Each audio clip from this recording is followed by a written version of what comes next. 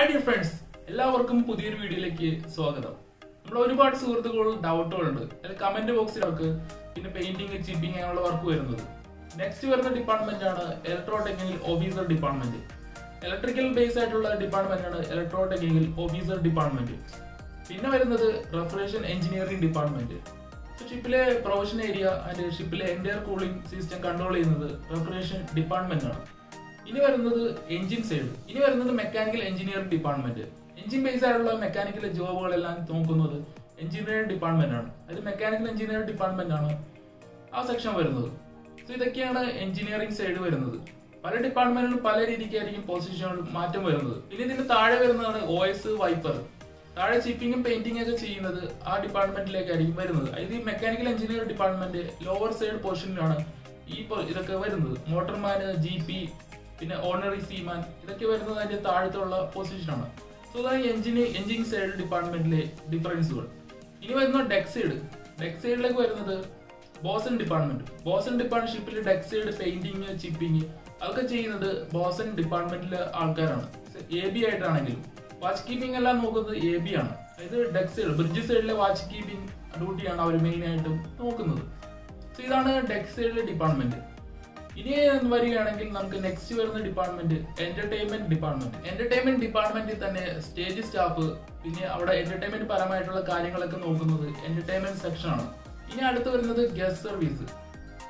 Guest service ഡിപ്പാർട്ട്മെന്റിൽ ഗസ്റ്റിനെ control ചെയ്യുന്നത്, അതായത് ഗസ്റ്റ് റിലേറ്റഡ് എക്വയറി ആയിട്ട് വരികയാണെങ്കിൽ അവരുടെ ആവശ്യങ്ങളൊക്കെ നിർവഹിച്ചു കൊടുക്കുന്നത് ഗസ്റ്റ് സർവീസ് ഡിപ്പാർട്ട്മെന്റ് എന്ന് പറയുന്ന സെപ്പറേറ്റ് പൊസിഷൻ ആണ്.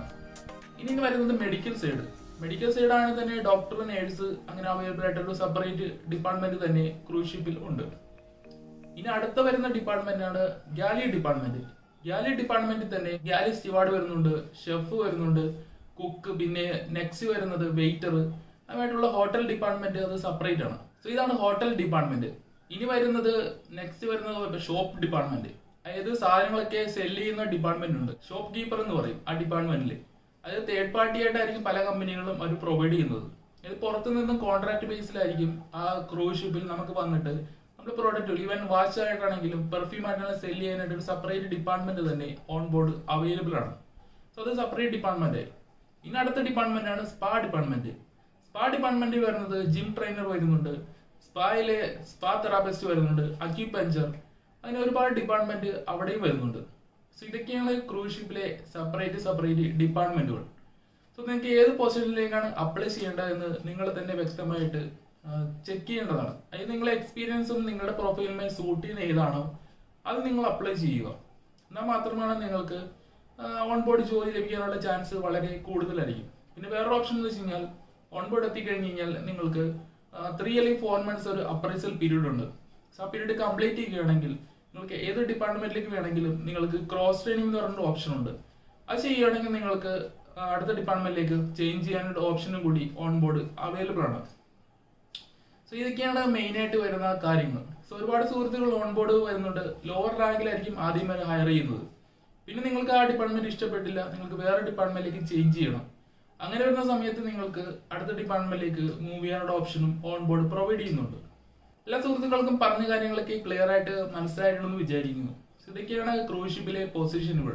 സോ നിങ്ങൾ ഏത് കമ്പനിയിൽ അപ്ലൈ ചെയ്യണമെന്ന് നിങ്ങൾ തന്നെ ചെക്ക് ചെയ്ത് നോക്കുക. ഓൺലൈൻ വെബ്സൈറ്റുകൾ ഒരുപാട് അവൈലബിൾ ആണ്. അതിൽ അപ്ലൈ ചെയ്യുക, അതിനുശേഷം ഇന്റർവ്യൂ കൊടുക്കുക.